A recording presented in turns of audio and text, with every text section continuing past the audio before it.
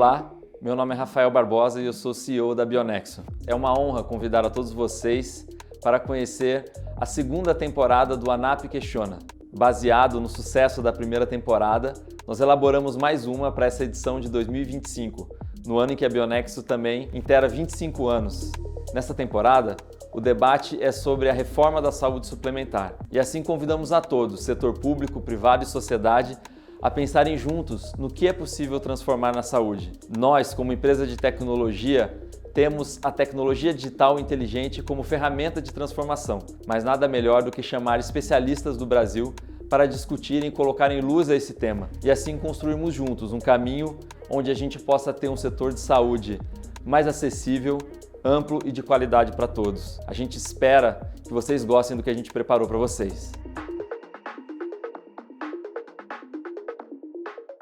É um grande prazer receber hoje duas figuras super importantes do setor. São importantes pelas funções que exercem, mas são importantes, independentes da função, pela história que carregam, né? O Bruno Sobral, que é o diretor executivo da Fena Saúde, é uma figura com uma história longa que passa por Ministério, passa por ANS, passa pela Confederação Nacional de Saúde, e o Gustavo Ribeiro, independente da posição extremamente honrosa de presidente da Abrange, tem também uma história de trabalho dentro de empresas do setor. Então, a ideia aqui é uma conversa muito informal, uma conversa entre três pessoas que conversam fora de câmera com enorme facilidade. E me parece, eu queria provocar inicialmente nesse sentido, me parece o seguinte: não dá para desconhecer que há dificuldades, mas não dá para desconhecer que tem 30 anos de um caso de sucesso. Atende 50 milhões de pessoas, as pessoas querem os planos de saúde, mas, ao mesmo tempo, há dificuldades. Então, a minha primeira provocação é no seguinte sentido: o tamanho dessas dificuldades que se enfrenta hoje no setor de saúde suplementar, na opinião de vocês, aconselha, exige? Qual é a avaliação de vocês sobre a necessidade de reformas?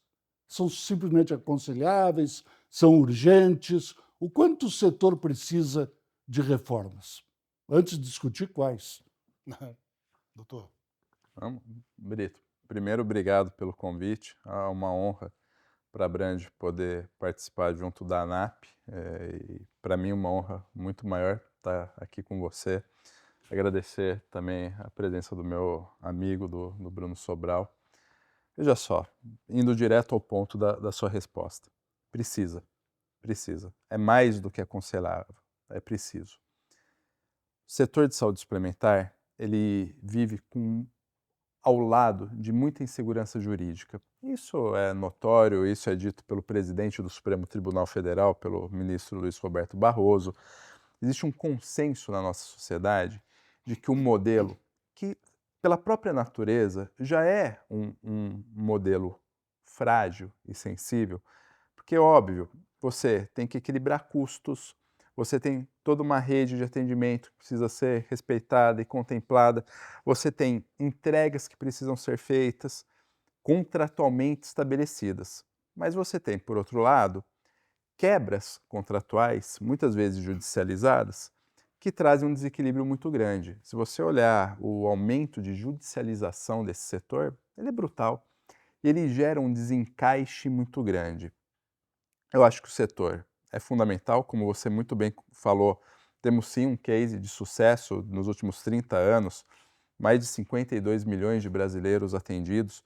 Isso ajuda a trazer um respiro para o SUS importante, mas a gente tem que ter equilíbrio. A gente tem que ter equilíbrio do lado de cá, ter segurança jurídica, que eu entendo que hoje é o maior ponto de fragilidade do setor, e isso exige sim uma reforma legislativa, para que haja mais clareza para todos, para os prestadores, para as operadoras, para o consumidor, que haja respeito a cláusulas muito básicas, como, por exemplo, cláusula de carência, né?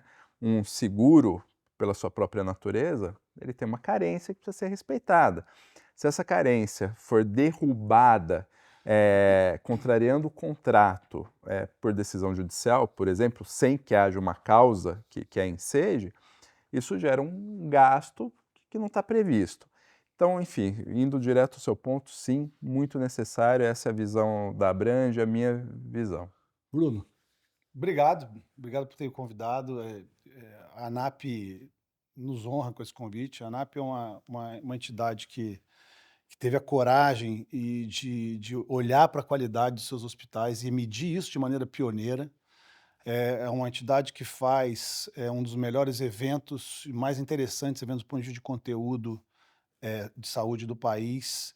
É uma entidade que congrega os hospitais talvez de maior qualidade e de maior responsabilidade social do país. Então, para a gente é uma honra estar aqui, e uma honra estar aqui diante de ti, que é uma liderança da saúde, além de ser uma liderança nacional, já é uma liderança importante da saúde há muito tempo. Então, muito obrigado. Eu concordo com o Gustavo. Esse mundo, na verdade, dos últimos 30 anos, ele é um mundo que mudou bastante também, em que pese todos os resultados, tudo se entregou, a quantidade de procedimentos que foi feito, a quantidade de tratamentos que foram feitos, a quantidade de curas que foram produzidas, né, ao longo desses 30 anos, você também tem, ao mesmo tempo, uma mudança ao longo desses 30 anos. Mudança, por exemplo, da questão do envelhecimento, né? Hoje você tem pelo menos o dobro de pessoas com mais de 60 anos do que você tinha 20 anos atrás. Nós estamos com 35, 36 milhões de pessoas com mais de 60 anos. Isso não era uma realidade do início dessa trajetória. Você tem hoje uma boa parte dessas pessoas, e aí a saúde suplementar ela tem um envelhecimento duplo, né? Eu costumo dizer, ela tem um envelhecimento que ele vem oriundo do envelhecimento da população em geral, que é isso que eu coloquei, mas ela também tem, com o aumento dos custos, um envelhecimento gerado por seleção adversa. O que é isso? São as pessoas que acabam se interessando e ficando mais nos planos, aquelas pessoas que mais potencialmente precisam dele. Então você tem dois drivers de envelhecimento da população. Então isso gera desafios adicionais, né? E desafios que precisam ser tratados na questão da precificação, por exemplo, né? Hoje a gente tem uma precificação entre adultos e jovens que é curta. Então a possibilidade de você precificar isso é pequena. O que acontece? Você acaba encarecendo o preço dos mais jovens e aumentando essa seleção adversa. Então, essa, por exemplo, só para dar um exemplo de algo que precisa ser repensado. Aliado a isso, você tem um conjunto novo e também mudanças recentes de medicamentos que entram com preços que não eram os preços de antigamente. Você tem todo um conjunto de doenças aí, como as ligadas à TEA, que também mudou essa curva de custo. Mudou o mundo, né? Mudou o mundo. Então, assim, o mundo mudou. Acho que a gente conseguiu enfrentar esse desafio nos últimos 30 anos e conseguiu enfrentar bem, mas esses desafios mudaram ao longo do tempo. E eu acho que tem havido mudanças não só na questão da regulação, que precisam, mas o próprio perfil das empresas mudou, né? Você tinha antigamente pequenas empresas, algumas ficaram pelo caminho, os hospitais se comportavam de um jeito, o nível de verticalização era outra, e hoje nós temos um mundo totalmente diferente do ponto de vista empresarial também. Eu tenho 4 anos de ANAP e eu gosto de brincar comigo mesmo e com todo mundo, dizendo, olha, pelos 4 anos, esse aqui, posso medir por aí, só mudou tudo. Né? Só mudou tudo. Se a gente pegar um horizonte de 4 anos. Deixa eu provocar vocês um pouco sobre o ponto que o Gustavo levantou. Eu, esses dias, estava assinando um contrato de aluguel do apartamento e, obviamente, fui ler o contrato. E o contrato ele deixa pouquíssima margem para que o proprietário ou eu digamos, não, quem paga a luz é fulano, ou se rebentar a parede é Beltrano. Só que o contrato de aluguel, e eu não estou comparando isso, mas o contrato de aluguel, ele não está tendo como sombra um texto da Constituição dizendo que saúde é um direito de todos e um dever do Estado. Então, a minha provocação é como buscar segurança jurídica. Ela é possível buscar dentro desse marco constitucional? Como é que vocês, Gustavo e Bruno, com a experiência que têm, acham que poderia haver mais segurança jurídica? Também, obviamente, para quem assina o contrato como beneficiário. Bom, posso comentar a experiência que a gente teve no Fonajus, mas assim, voltando para o teu exemplo do contrato, qual a dificuldade que a gente tem na saúde? É que o nível de assimetria de informação, de possibilidade de coisas acontecerem dentro de um contrato é infinito. Pode ser que fure um cano do seu apartamento, mas o que pode dar errado e o que pode ser diferente, não dá errado, mas o que pode ser diferente daquilo do planejado num contrato de aluguel é muito pouco. E o que pode dar diferente daquilo que foi contratado dentro de um contrato de saúde suplementar, pelo brutal nível de assimetria de informação que existe, é muito maior. Então, a dificuldade muito maior de se organizar esse setor e do judiciário compreendê-lo, né?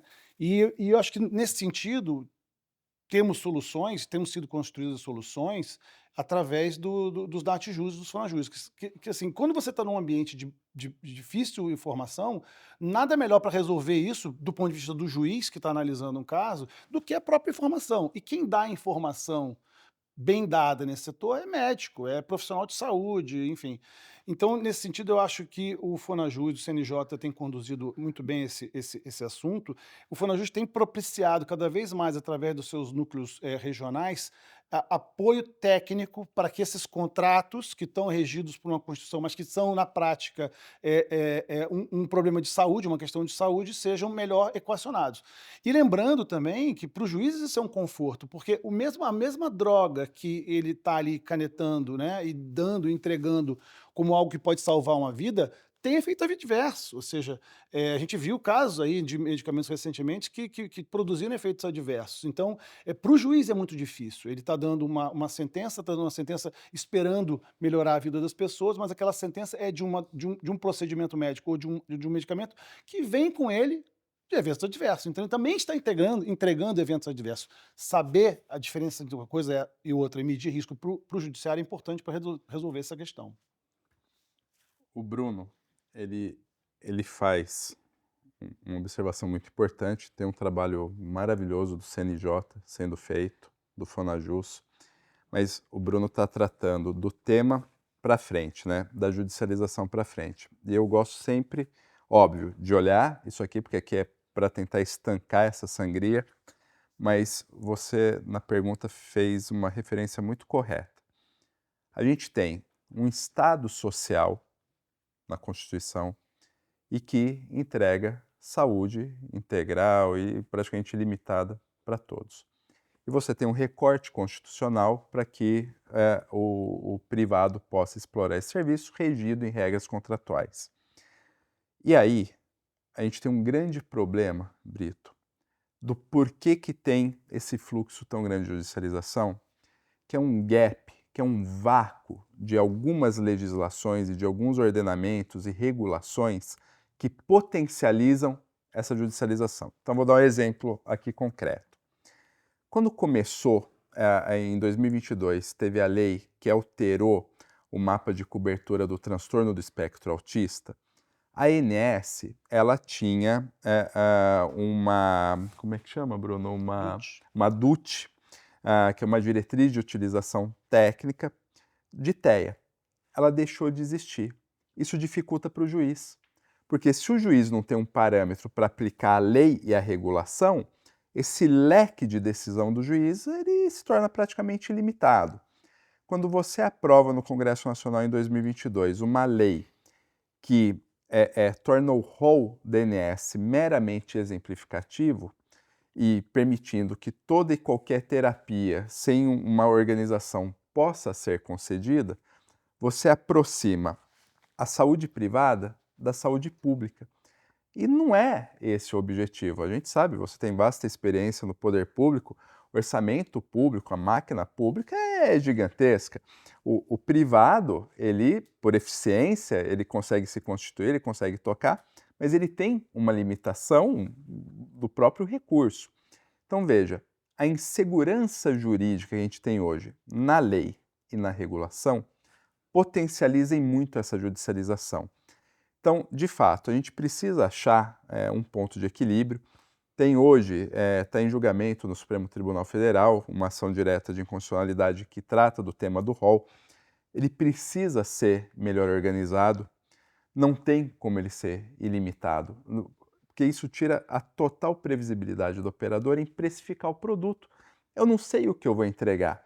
E muitas vezes, Brito, e você, pela sua experiência, deve ouvir isso dos seus associados, também acaba aumentando esse conflito entre prestador e operadora, na medida em que, por uma decisão judicial, o prestador tem que entregar um remédio, às vezes multimilionário, que não está na cobertura, então a operadora olha e fala, mas isso aqui não está na minha cobertura, e você foi obrigado por sentença a fazê-lo e vira uma grande confusão. Na verdade, nós estamos no pior dos mundos, porque olhando esse assunto do ponto de vista dos hospitais, você tem uma pessoa, essa pessoa, o hospital tem a obrigação de oferecer o melhor que puder em termos de assistência, há uma decisão judicial em caráter de urgência determinando que seja oferecido o tratamento X ou Y e não existe a garantia de que isto seja depois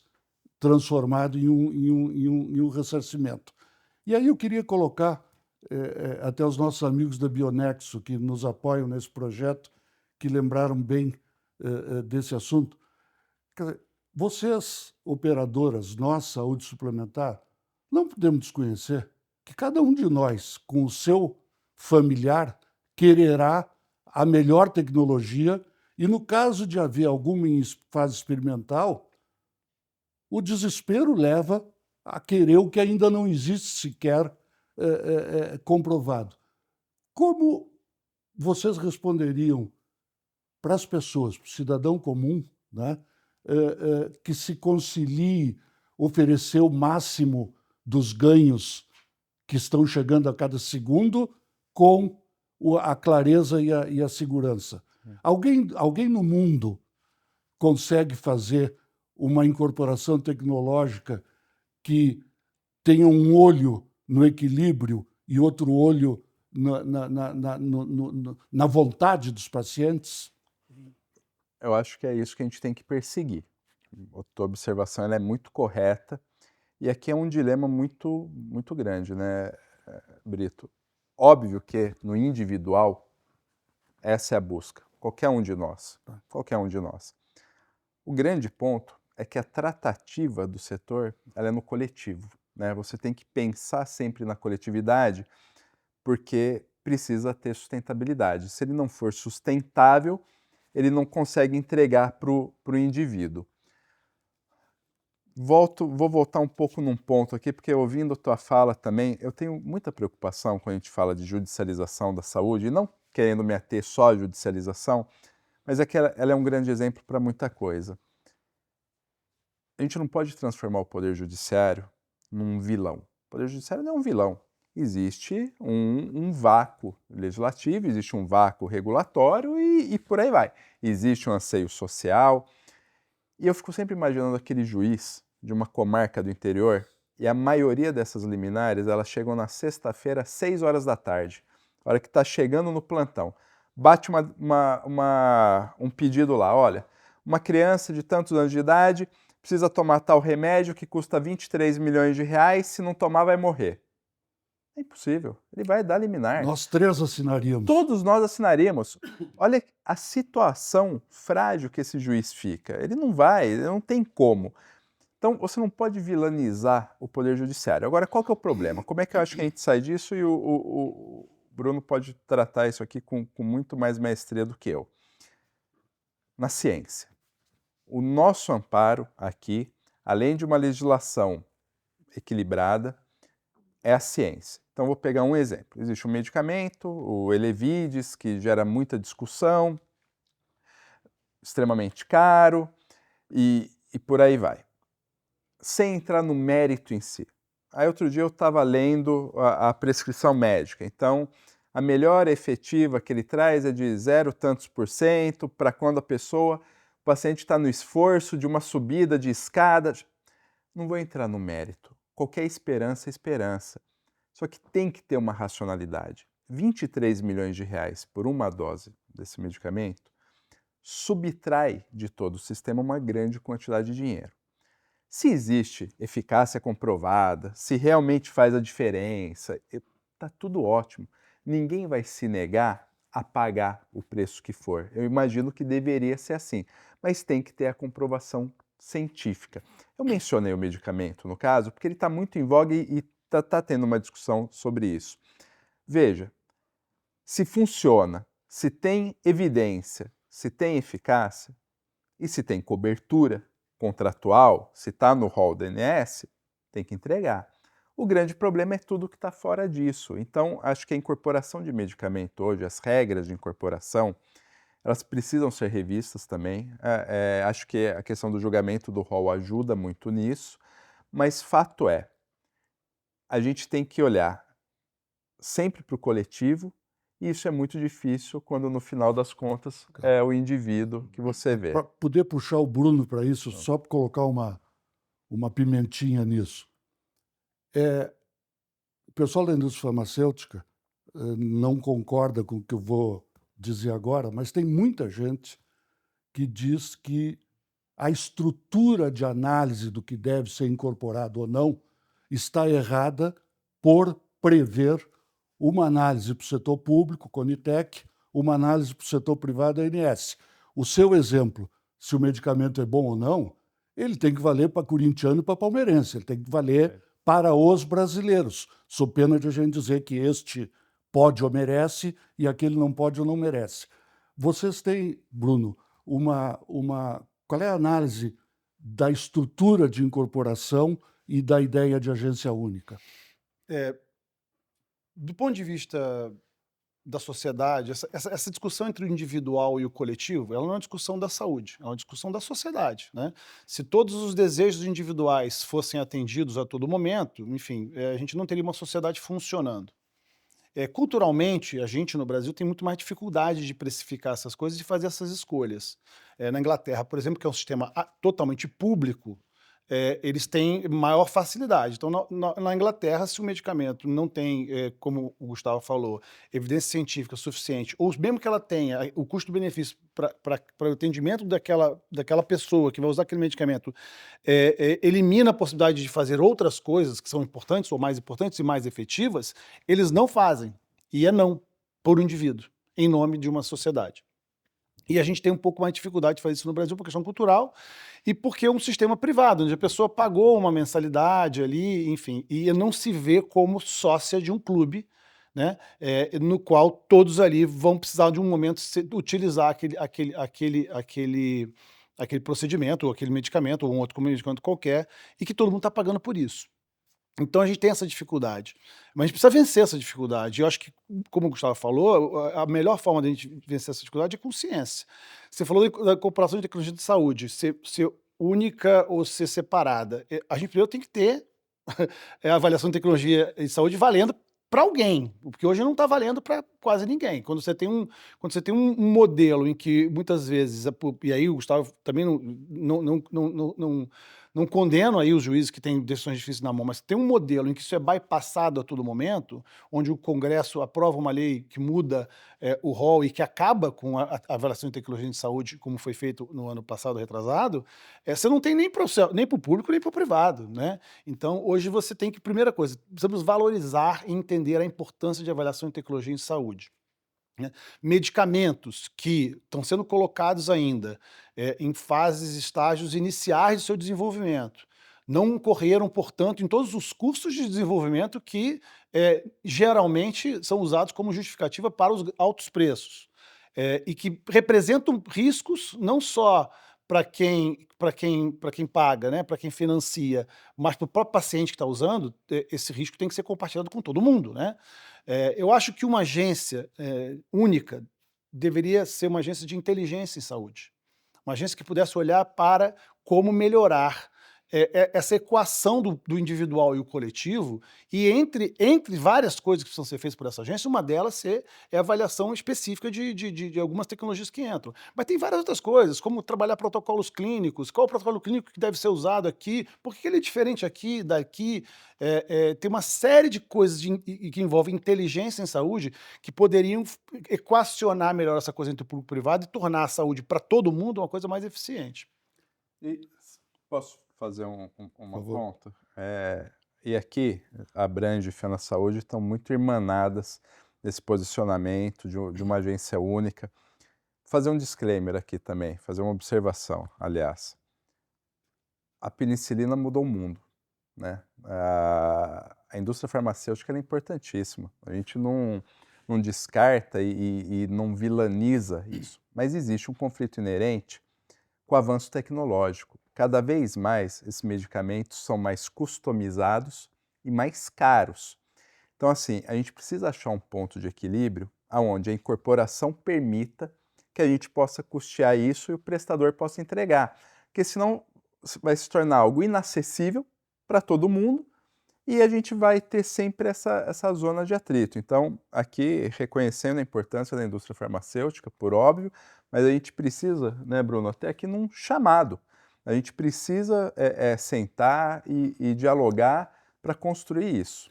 E eu acho que talvez só complementando, uma coisa importante hoje, Brito, para além de ter uma agência única, eu acho que se a gente conseguisse, pelo menos nesse primeiro momento, conciliar os processos de registro com os processos de precificação, já seria um bom ensaio de como isso poderia funcionar.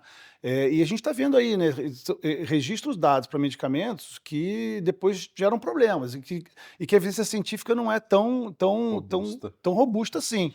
Então, assim, essa coisa do registro sanitário do medicamento, da precificação e depois da incorporação, eles precisam estar juntos. Sejam juntos para o privado, separado do público, num primeiro momento, mas tem que estar juntos.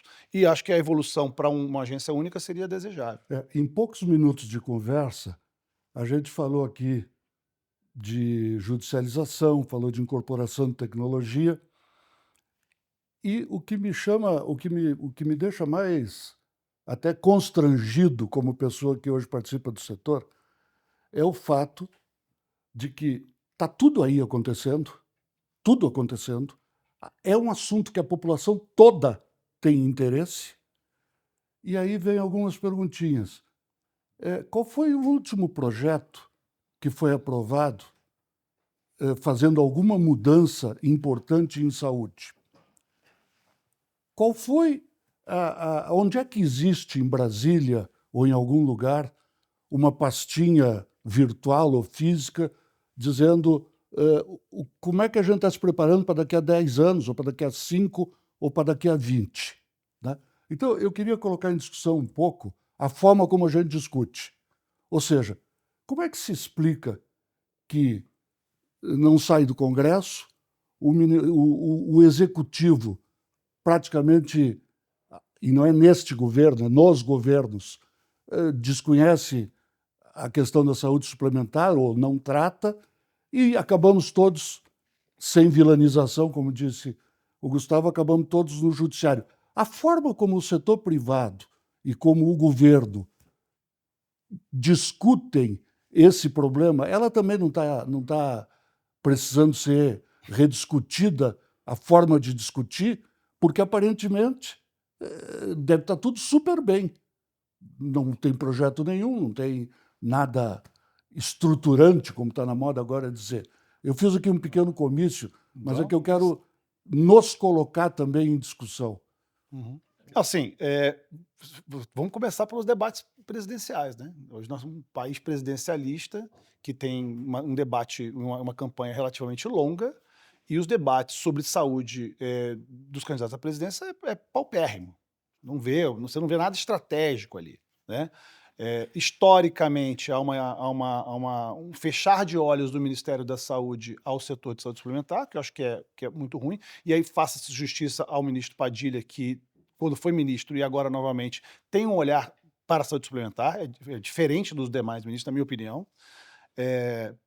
Mas você não tem esse debate sendo feito como na sociedade. Então você tem projetos que aparecem especificamente, pontuais, para tratar de um assunto específico, seja com a visão do consumidor, seja com a visão da indústria farmacêutica, seja com a visão da operadora de plano de saúde. Mas um debate nacional sobre saúde, ele é inexistente no país hoje. Acho que é importante que ele exista.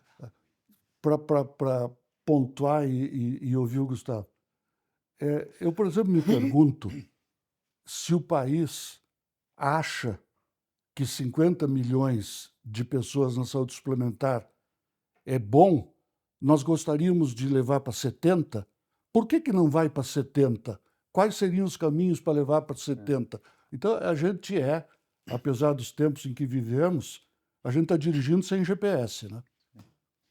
Muito boa observação, Brito. E essa sua colocação sobre o crescimento do setor, ela está totalmente ligada a esse ponto. Então, vamos lá, fazer uma pequena digressão histórica. E você é um dos maiores conhecedores disso. Nós vivemos num país, num regime presidencialista, mas que, na verdade, é um país parlamentarista. E aqui, eu acho que cada um dos poderes constituídos da República atuam dentro dos seus limites, com independência, com harmonia, mas quando o assunto é saúde suplementar, a gente também ficou num vácuo, porque é um tema que é pouco conhecido pelos atores políticos. Eu acho que tem isso, acho que existe um desconhecimento sobre a mecânica, como funciona. Tem outros problemas que o Congresso Nacional olha, e a saúde pública é um deles, mas tem um ponto que me chama muito a atenção. A maioria esmagadora dos projetos de lei que dizem respeito à saúde suplementar é para a incorporação de procedimentos, é para aumentar a cobertura. Não estou pré-julgando, isso também é necessário, mas será que é só isso? De maneira estruturante, o que tem? Tem pouco, mas porque também tem pouco conhecimento sobre o tema e nunca houve uma estruturação, uma governança para se aprofundar os estudos e se chegar a um debate. Principalmente quando chega em ano eleitoral, que ano eleitoral tem uma pressão social muito grande, então a gente tem o exemplo do rol DNS, o exemplo do transtorno do espectro autista. Enfermagem, piso de enfermagem, que óbvio, em sã consciência, você acha que alguém aqui é contra que o enfermeiro que está na nossa frente de trabalho, que está ali lutando, que muitas vezes tocam as operações dos hospitais, veja, são primordiais. Agora, é o que a gente estava falando, do interesse individual versus o interesse coletivo. Não há capacidade econômica para isso. E como essa legislação ela é muito para incorporação, ela faz com que haja um aumento de preço. Se tem um aumento de preço, você não cresce o setor e a gente fica nesse ciclo vicioso. Dentro dessa perspectiva de examinar um pouco de futuro, eu tenho a impressão que nós vamos concordar que o setor de saúde suplementar gostaria de ser maior. Claro. Tá? E que isso ajudaria o SUS. São duas premissas que nem todo mundo aceita. Para ser maior, ele precisa resolver o círculo vicioso a que se referiu o Gustavo. Ou seja, se o preço não baixar, não tem renda e emprego para pagar o preço. Mas boa parte dos brasileiros hoje trabalha sem carteira assinada. E o sistema de saúde suplementar carrega em cima da carteira assinada. Como repensar o financiamento? Como colocar mais gente nessa roda? E aí já embuto a questão do famoso plano só ambulatorial. Bom, como você falou, a questão da renda é fundamental. A gente não vai aumentar nada, o consumo de nada que seja de qualidade no Brasil se não aumentar a renda. Se você for olhar nos Estados Unidos, na Inglaterra, você tem um consumo de produtos de qualidade maior porque a renda é maior, né? E aí vale a pena também mencionar que o que o beneficiário de plano de saúde, na verdade, olha quando vai pagar o seu plano de saúde é a possibilidade de utilizar os recursos de hospitais da qualidade, dos hospitais da ANAP, de medicamentos da qualidade, dos medicamentos que são produzidos no Brasil e no mundo afora. Então, assim, o que nós vendemos no plano de saúde é um produto de qualidade. E esse produto de qualidade, de fato, é um pouco mais caro. De fato, ele toma um pedaço maior do bolso consumidor. Agora, isso tem um limite, né? Com a entrada de novos custos a todo momento e, por outro lado, uma pressão que também tem no Congresso. Se metade dos projetos do Congresso são de incorporação tecnológica, a outra metade é de restrição de reajuste, restrição de mudança de preço, etc. Né? Então, como é que a gente aumenta esse mercado? Primeiro, com aumento da renda. Segundo, parou-se de vender o plano individual. de maneira geral, seja ele pequeno, grande, médio, parou-se de vender. Por quê? Assim, incerteza na reprecificação disso, exatamente porque você tem um controle de reajuste que não permite o empresário se planejar e reprecificar e fazer jus a esse aumento de qualidade, porque o preço não aumentou só porque teve incorporação de tecnologia de qualidade, teve aumento de preço porque teve aumento de qualidade do setor, né? Então, eu acho que destravar essa questão da precificação é importante, como eu falei no início, ou seja, você poder precificar isso de maneira um pouco mais livre, de maneira geral, seja no coletivo, seja no individual, é importante. Com relação ao plano ambulatorial, eu não acho que seja uma grande solução para o setor, mas eu acho que é importante que se tenha mais liberdade econômica para oferecer produtos e serviços. O empresariado é capaz de entender os desejos da população e da sociedade e apresentá-los, e se forem de valor, serão comprados. Então, acho que nesse sentido de ter mais liberdade econômica, é importante que se tenha mais liberdade, de maneira geral, na regulação de planos de saúde. E você veja só, né, Brito, quando a gente fala desse plano ambulatorial, não é um plano ambulatorial propriamente dito. O que está existindo hoje é um conflito. Voltar. Por que o plano ambulatorial não deu certo? Porque você judicializa e ele se torna um plano hospitalar, então economicamente ele se tornou inviável. Só que isso permitiu que ao longo da última década os famosos cartões de benefício se proliferassem. Tanto que hoje é um mercado que se estima alguma coisa em torno de 40 milhões de usuários. Você imagina, é praticamente um setor do tamanho do setor de planos de saúde, só que sem regulação nenhuma. Tá tudo certo. Qual que é o grande problema disso aqui? A gente fala muito, isso é uma verdade, que é óbvio, 52 milhões de brasileiros estão na saúde suplementar, eles não estão no SUS, então é recurso, orçamento, que não está sendo utilizado lá. Só que quem tem um cartão de benefício, quando ele passa da consulta, ele volta para dentro do SUS. Isso já existe, isso já é uma realidade. Então, quer queira, quer não, você já tem uma disfunção na fila do SUS por isso, que acaba retroalimentando uma própria demora naquele paciente SUS que não teve acesso ao cartão de benefício. Qual que é a crítica que surge para que nós tenhamos esse produto? É que justamente vai dar impacto depois como que esse paciente é absorvido pelo sistema único. Mas eu quero trazer aqui um exemplo de algo que funciona muito bem entre público e privado e que envolve o SUS, que são os transplantes. Existe uma política nacional de transplantes, que é feito pelo SUS e que tem hospitais privados que participam. E a fila é única, não tem furo na fila. Então, o que eu acho que, na esteira do que o Bruno falou, a gente precisa arejar. Esse setor ele precisa crescer. E se ele consegue ofertar para o beneficiário, para o paciente, que esse produto não é um produto para quem tem plano de saúde. Quem tem plano de saúde continuará no plano de saúde. Esse aqui é o entrante. É que ele ainda não tem capacidade econômica para estar no setor, mas ele já não, ele tem uma capacidade de não estar ali no SUS. O que a gente precisa fazer é um belo de um desenho que traga segurança jurídica para todos os atores, para que o usuário do SUS não seja prejudicado, não perca o seu lugar na fila, e acho que o exemplo do transplante é o melhor, funciona, que a pessoa que pode pagar esse produto tenha uma cobertura com segurança, esteja dentro de uma regulação, prazos da ANS e por aí vai, qualidade, que como o Bruno também muito bem frisou, tem sido um trabalho maravilhoso da ANAP, esse ranqueamento dos hospitais, isso é fundamental para você poder discernir as coisas. Então, eu acho que tem espaço. Precisa ter estudo e precisa ter vontade política. E precisa também, né, Gustavo, de um clima de discussão que perfeito. Permita falar baixo e discutir profundo. Com seriedade, né? Que não é...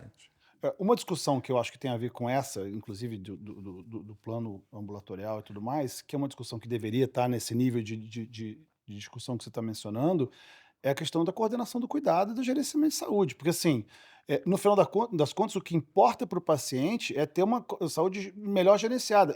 E assim, ninguém faz isso no Brasil, tá? Nem o público, nem o privado, nem as operadoras, nem os hospitais. A gente não está olhando para esse lado que a gente tem que olhar. Como é que a gente cuida dessa pessoa, desde a atenção básica até a atenção especializada, independente se ele está no público, se ele está no privado, se ele está no plano ambulatorial, se ele está no plano completo, se ele está usando o hospital da ANAP, se ele está usando o hospital da UNEL-ANAP, se ele está usando uma associada da Abrange, uma associada... Como é que a gente consegue, como país, olhar para o paciente e entender que essa saúde dele precisa ser cuidada, independente de quem é o financiador e de quem é o produtor do serviço, né? Acho que esse é um debate bem mais interessante, muito difícil de fazer, mas bem mais, acho, interessante de se fazer. E aí aparecem, imagino que vocês possam concordar, aí aparecem duas fragilidades brasileiras, aliás, três. A primeira, não haver um bom uso dos dados que se tem, não há interoperabilidade, então, aquela velha história de que toda vez que alguém senta na frente de um médico, começa tudo de novo. E, em segundo lugar, o próprio papel dos médicos, a forma como estão sendo preparados para essa incorporação de tecnologia e etc. E eu, pessoalmente, por ter família morando fora do Brasil, teus filhos fora, a mim me chama muito a atenção. Eu, pessoalmente, acho que é um grande atraso brasileiro que as operadoras e o sistema de saúde suplementar, mais que as operadoras, não tenham uma porta de entrada a partir de um médico básico, generalista. Não tem como pensar nos Estados Unidos que você sente alguma coisa qualquer, decide sozinho que acha que é fígado e vai lá consultar com o especialista de fígado. Ou, mais ainda, obter, não sei como, uma prescrição para fazer um exame. Quando 80%, 90% dos casos, o médico que te conhece resolve sem isso. Mas, por outro lado, eu fico imaginando aí, na porta dos nossos hospitais, alguém dizendo: o senhor veio fazer aqui o quê? Não, eu vou... me mandaram fazer isso aqui. Mas o senhor consultou o seu médico de família? Não, volte. Em 2 dias dá uma revolução. É isso. Como é que vocês veem a questão da organização das próprias operadoras e do sistema em relação a esses temas? A gente não tem coisas que precisaria recuperar o atraso, como, por exemplo, interoperabilidade? Sim. Quer falar? Pode.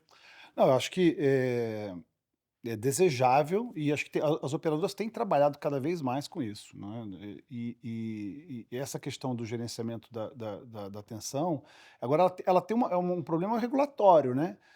Você não... Eu, como operador de plano de saúde, eu tenho uma dificuldade muito grande do ponto de vista regulatório de dizer, olha, não vá ao especialista, não vá ao PS, venha primeiro aqui. Por uma questão de talvez, e aí fazendo meia-culpa, das operadoras não serem tão vocais no sentido de oferecer boas referências. Um segundo aspecto de também não ter tantos profissionais assim que sejam resolutivos, né? Infelizmente, essa é uma área da medicina que ainda carece de bons profissionais. E uma questão regulatória, né? Porque se eu faço um caminho, muitas vezes, para o beneficiário passar por ele, e ele não quer passar, ele não vai passar e a regulação o protege com relação a isso. Então é complicado, mas eu acho que vale o esforço. Acho que vale o esforço a gente tentar racionalizar e coordenar melhor esse cuidado. E já tem operadoras fazendo isso aqui e ali. Um outro exemplo disso, Gustavo, é o círculo vicioso. As operadoras não estão gastando nem 0,5% em prevenção. Mas se elas gastassem em prevenção, elas, a cada 2 anos, cada ano, podem perder o cliente. Mas também são elas que mantêm uma relação muito estreita com os corretores que só ganham se a pessoa trocar de plano. Não. Isso é feito para não funcionar, né? O exemplo é ótimo. O exemplo é ótimo, Brito. Eu ia fazer menção a esse exemplo, que isso eu vivi na pele em uma operadora que eu trabalhei. Isso eu vi acontecer. Num determinado momento, a operadora investe muito em prevenção, muito. Cria clínicas, começa a chamar as pessoas, médico generalista, investimento muito grande. e depois de um período se verificou que era economicamente inviável. Houve um investimento muito grande e qual era o ponto? Se identificou que para que aquilo trouxesse um resultado para a coletividade, seria necessário que aquela pessoa, aquele beneficiário, ficasse 36 meses, no mínimo, dentro do programa de prevenção. Só que o giro da carteira era de alguma coisa em torno de 18 meses. Então, não havia hipótese da pessoa fazer o ciclo para ter o benefício para a coletividade e o programa, então, foi descontinuado porque não teria condição. Isso é um problema muito grande. Isso é um problema cultural. Nós falávamos aqui no começo, você bem trouxe, a questão do estado social e dessa confusão de coisas. A saúde brasileira, eu estou convencido, e você que tem família fora, eu estudei muito o sistema inglês de saúde. O que se faz no Brasil não existe em lugar nenhum do mundo. A liberalidade e a eletividade que tem no sistema nacional, que é maravilhoso. Ó, critica-se o SUS. Não existe nenhum case igual ao SUS no mundo. O SUS é o melhor case de saúde pública do mundo. A saúde suplementar do Brasil é maravilhosa, os hospitais que nós temos, enfim, o sistema ele é muito bom, só que ele é muito permissivo, ele é muito liberalista. Nenhum lugar do mundo tem isso. Na Inglaterra, se você não passar pela consulta por vídeo, não passar pela clínica do bairro, você não chega no hospital. Ponto final. Então, o que a gente precisa é trabalhar um pouco melhor, com um pouco mais de racionalidade, esses fluxos. E aí eu volto, vou bater aqui, samba de uma nota só, mas bater muito na tecla de que precisa ter regra muito clara. E essas regras têm que ser executadas pelo executivo e pelo judiciário. Porque senão, se você deixar para o individual temas coletivos, nunca vai dar certo. Nós estamos nos aproximando do final dessa conversa, mas eu não gostaria de encerrá-la sem passar um pouco pelas questões empresariais e de mercado, né?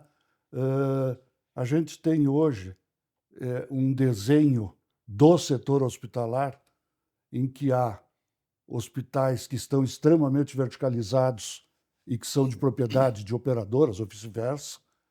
Nós temos grandes redes que são, digamos, semi-verticalizadas e nós temos hospitais independentes, cada um com as suas dores e cada um com as suas vantagens. Esse modelo, onde não dá para saber direito se eu sou operadora ou se eu sou hospital, se eu sou hospital ou se eu sou operadora, esse modelo veio para ficar, esse modelo ele é outra jabuticaba, Como é que vocês avaliam esse momento do mercado onde está havendo realmente uma transformação muito forte? Eu acho assim, são várias coisas acontecendo ao mesmo tempo no mundo empresarial, né? E como eu comentei no início, que é o mote da nossa mudança aqui, não é só mudança de perfil etário, mas uma mudança do perfil também das empresas. Você tem uma consolidação, se você for olhar, por exemplo, os hospitais hoje, ainda 70% tem menos de 50 leitos no Brasil, né? É óbvio que nós não estamos falando das grandes capitais, mas se você vai falar de Brasil, os hospitais são pequenos. Então você tem uma consolidação no hospitalar, você tem uma consolidação no mundo do SADT, você tem uma verticalização aqui e ali.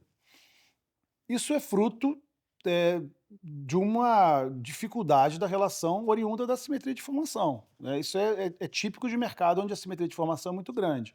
Então, você tem modelos de pagamento que privilegiam ainda o fee-for-service, isso está mudando, né? Isso tem também outra mudança desse setor, você tinha lá 7, 8% de bundle, hoje você tem 27%, né, de bundle. Já é um movimento também de você reduzir esse atrito e essa desconfiança que vai gerar glosa, que vai gerar outras coisas, outros problemas que a gente conhece. Então você tem hoje dois caminhos, um caminho da verticalização, outro caminho de melhoria de contratos. Aparentemente, apesar do custo envolvido, tem sido mais barato fazer verticalização do que fazer contratos mais inteligentes. Mas o efeito na prática é o mesmo, tá? O efeito de um contrato inteligente que consiga alinhar os incentivos econômicos sem transferir também todo o risco para o prestador e recompondo margens de outro lado, de forma que o setor como um todo fique equilibrado do ponto de vista das margens, mas numa lógica diferente, ele é mais difícil de construir. Ele é mais difícil de construir porque muitas vezes o prestador e a própria operadora não conhecem bem os números, não tem capacidade para fazer modelos preditivos, porque os gestores dos prestadores, os gestores de plano de saúde também têm uma desconfiança sobre esses modelos novos, mas eu acho que também é uma solução à verticalização. Agora, a verticalização tem sido algo bastante comum no Brasil. Ela não é uma panaceia, mas ela traz alguns benefícios, ela permite talvez uma maior integração, ela reduz o custo da desconfiança, mas, mais uma vez, eu acho que com contratos bem desenhados você consegue mimetizar o que uma verticalização também faz. Acho que você tem que diversificar. Acho que o mercado, ele está longe de ser o mercado ideal. Eu acho que o número que você trouxe seria um número ideal, 70 milhões de vidas, para trazer um equilíbrio maior. Não tem certo, não tem errado, né? Eu trabalho hoje numa empresa verticalizada, que nasceu verticalizada. Eu acho que esse é um grande diferencial do surgimento das empresas. Acho que toda e qualquer simbiose, Brito, ajuda. Tudo aquilo que vier para trazer eficiência e redução de custo para o usuário é muito bem-vindo, óbvio, sem perder qualidade. Acho que a qualidade é a palavra de ordem. E de novo, a ANAP presta um serviço espetacular para esse setor, olhando para a qualidade. Tudo é válido. Acho que, como o Bruno também mencionou, regras de contratos, de novo, existe, é implícito para o setor um certo conflito interno. Mas veja, todos os modelos são válidos desde que eles contemplem algumas coisas: eficiência, redução de custo para o consumidor, qualidade, agregue inovação. Então eu vejo com bons olhos essa multifacetária do setor. O que a gente precisa? Continuar evoluindo. A gente está no limiar de uma nova era, inteligência artificial chegando com tudo aí, vai trazer uma revolução enorme para a saúde. Acredito que vai trazer uma revolução enorme para a forma de gestão da saúde, inclusive, não só para a medicina propriamente dito. Então, eu imagino que muita coisa vai mudar. Acho que a gente tem agora que ir se preparando para esse horizonte novo. Para concluir, esse momento de grandes transformações coincidiu com os últimos anos. Nos últimos anos tem a pandemia, depois tem uma grande perda de resultados pelo sistema como um todo, que gera uma grande queda de braço. Nós estávamos, em parte continuamos estando, num momento onde há uma luta interna dentro da cadeia para dividir os resultados, e daí vem a história da glosa e etc. E isso levou a uma situação um pouco irônica, e eu vou aqui descrevê-la usando da ironia, que é, quando os resultados das operadoras estavam muito ruins, isto aproximava as pessoas de entenderem que tem que haver reforma. Agora que os resultados, dependendo de quem fala, despioram ou melhoram, a gente não vai ficar ainda mais longe das reformas? Esse setor, será que ele não só reforma e muda diante da opção de uma grande perda, de uma grande derrota? Brito, eu acho que não, mas eu vou fundamentar. Porque isso seria um sofisma, né? Não estou dizendo que não possa acontecer num primeiro ímpeto, mas vamos lá. Isso não levaria a nenhuma melhora. Veja só, o pagador, a operadora, ela precisa da rede. Mesmo com modelos verticalizados, precisa. até onde eu sei, nós ainda somos o grande pagador do sistema. Acho que 75% da receita do sistema vem das operadoras. É um casamento. E ele é um casamento que não permite divórcio. Ele é indissolúvel. Então, veja, óbvio, tem atritos. Acho que na época da pandemia veio uma situação muito diferente para todo mundo.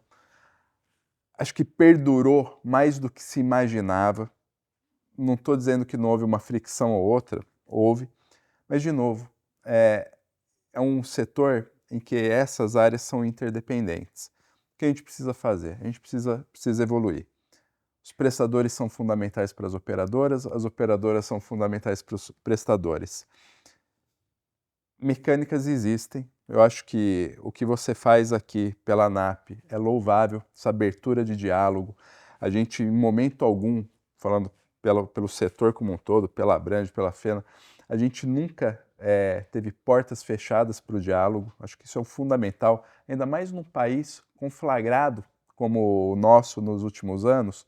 O diálogo é fundamental. A Abrange está aqui, está à disposição para a gente seguir nessa construção.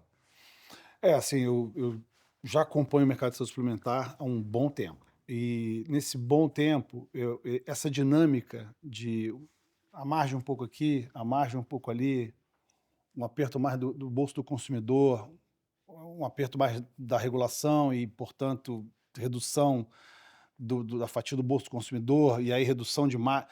Isso é uma dinâmica que ela oscila ao longo do tempo.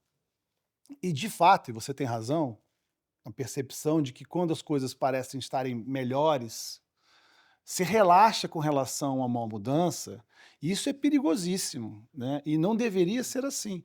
Eu acho que, mais uma vez, falta liderança governamental. O Brasil ainda é um país em que governo é bastante importante, então eu acho que falta liderança governamental, porque é natural que o mundo empresarial busque mudanças quando está mal. E talvez não procure buscar tantas mudanças quando está bem. É uma dinâmica que, de fato, você percebe e colocou muito bem. Por isso que eu acho que é cada vez mais fundamental que a gente tenha uma liderança governamental centrada no Ministério da Saúde, né, com agências reguladoras fortes, não sucateadas como elas estão hoje, capazes de levar esse debate tecnicamente, para que a gente possa, de fato, ter, por exemplo, numa eleição presidencial, um debate profundo sobre a saúde. E fazer as mudanças que a gente comentou aqui, seja para um lado ou seja para o outro, mas que sejam mudanças que, de fato, mudem.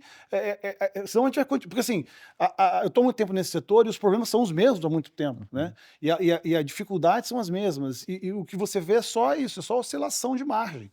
E nada se constrói do ponto de vista estrutural. E a gente precisa disso, independente dessas margens. E se você me permite, Bruno, uma outra observação, nas agências reguladoras, isso não só na área da saúde, isso em todas, quadros técnicos, pessoas que conheçam profundamente o setor, porque esse setor é um setor muito específico. Então, quanto mais quadros técnicos estiverem disponíveis, inclusive para ajudar no assessoramento, entre aspas, do Congresso Nacional, que em suas comissões fazem reuniões temáticas, a gente precisa dessa tecnicidade para manter esse equilíbrio para o coletivo. Isso é fundamental, isso é fundamental.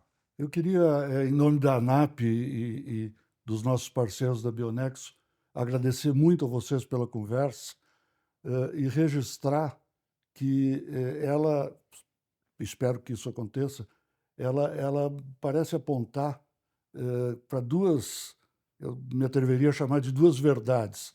A primeira verdade é que o setor tem consciência do quanto precisa evoluir, e evoluir em favor do país, das pessoas, de que não pode haver uma solução que exclua o paciente, a empresa, a operadora, o hospital, o fornecedor. Eu digo brincando que o nome do nosso filme é Condenados a Trabalhar Juntos, né?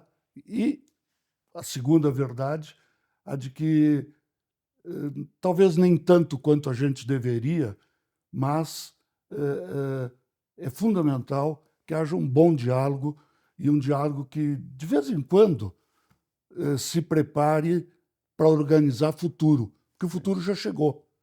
A gente está muito atrasado, está muito atrasado. E nós temos certeza que a presença no circuito de pessoas como vocês é uma boa notícia e uma fonte de esperança não ingênua, né? Muito obrigado a vocês dois. Obrigado, Bruno. Obrigado, Gustavo. Obrigado pela oportunidade. Obrigado, muito obrigado.